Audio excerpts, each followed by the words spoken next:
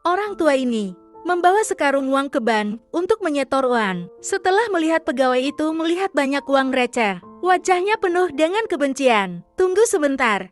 Dia memiliki terlalu banyak uang receh dan harus membutuhkan waktu berapa lama untuk bisa menghitung semuanya. Kemudian beritahu resepsionis untuk membawanya ke kantor lain. Tapi setelah pergi ke tempat lain, semua orang tidak ada yang mau melayaninya.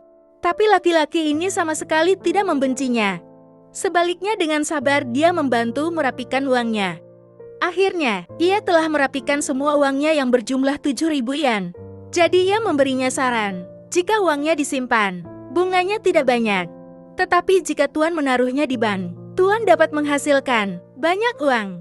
Melihat pria tua yang kelelahan, ia bahkan memberi jatah makan siangnya pada pria tua ini. Lelaki tua itu segera mengikuti sarannya untuk menyimpan semua uangnya. Tapi lelaki pria tidak pernah berpikir, karena kebaikannya yang tidak disengaja itu dapat membantunya mendatangkan banyak pelanggan. Kami di sini untuk menabung kepada pria baik kemarin. Meskipun mereka semua adalah pemulung, tapi mereka memiliki banyak uang.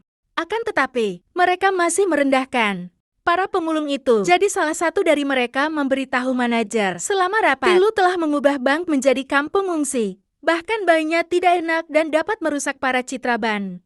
Tetapi manajer mengatakan, selama ini bisa menghasilkan uang, ia dapat melakukan apa saja.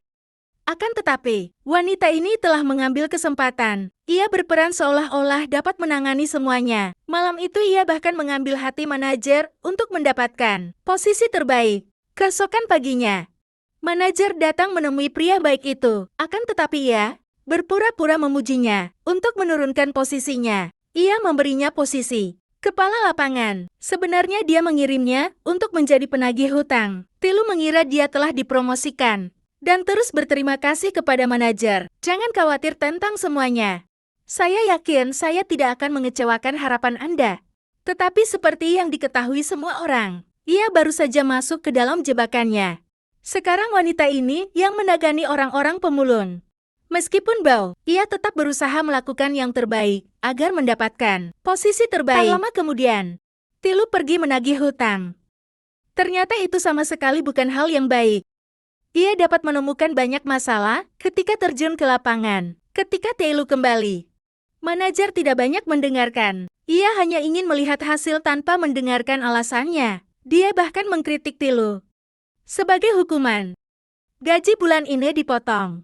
Sekarang ia tidak hanya kehilangan gajinya, bahkan ia tidak akan mendapatkan bonus. Tetapi semua ini belum berakhir.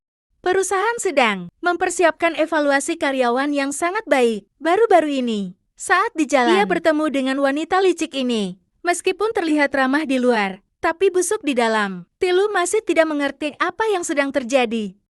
Ketika makan siang, rekan-rekannya menasihatinya untuk tetap bertahan. Mereka akan terus mendukungnya. Tak lama rapat pun akhirnya dimulai. Ketika manajer cowok mengumumkan hasil pemungutan suara, wanita itu dinilai sebagai karyawan yang sangat baik. Melihat itu, ia tidak bisa mengerti lagi. Manajer mengatakan, sebenarnya pekerjaan Tuan Ti itu sangat bagus, tetapi kemampuan menulisnya di bawah rata-rata. Jadi saya meminta dia untuk menggantikannya. Ternyata kinerja lebih baik darinya sekarang. Tidak hanya tidak diakui, sebaliknya semua rekan kerja memihak padanya.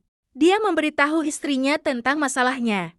Istrinya mengatakan kalau itu tidak mudah. Sang istri memberinya saran untuk memberikan hadiah untuk manajer. Jadi mereka membeli barang kelas atas dan membujuk suaminya untuk datang ke rumah manajer. Tetapi tepat di depan rumah manajer, ia melihat wajah rekan wanitanya berjalan keluar dari rumah manajer. Sebelum pergi, manajer memberinya banyak hadiah. Melihat pemandangan ini, Tito baru ingat bahwa istri manajer sedang dalam perjalanan bisnis bulan ini. Saat ini ia tahu trik yang dilakukan teman kerjanya. Kemudian ia bertanya kepada istrinya, apakah hadiah ini masih pantas baginya? Meskipun begitu, kita harus tetap memberikan hadiahnya. Setelah banyak berdiskusi malam itu, sang istri dengan cepat menemukan cara. Dia ingin membantu suaminya mendapatkan kembali semua yang pantas dia dapatkan. Saat ini wanita itu masih bisa tertawa dan tersenyum. Apakah dia bisa membalikkan keadaannya? Tunggu episode selanjutnya.